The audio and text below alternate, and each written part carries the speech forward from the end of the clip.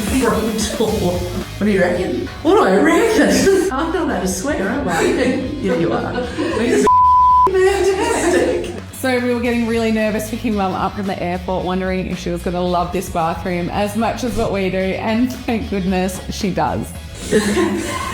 So the most important thing to Mum is having a bath at the end of the day. So to see her reaction to this bath was priceless. Oh, we're having one of those tonight. Mum loves the layout and functionality of this entire space. Oh, I really want one of them. We've got the twin rail shower with the Lux overhead and the handheld shower. And I use them so much, those handheld things. Yeah. That is And so for cleaning too. Oh, just they're the best. We've gone with the Kato Lux rimless toilet, neatly tucked behind the door, which means this room is still really spacious.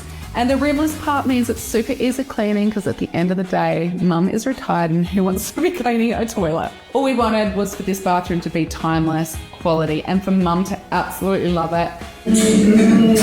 And we nailed all of it. Tick, tick, tick.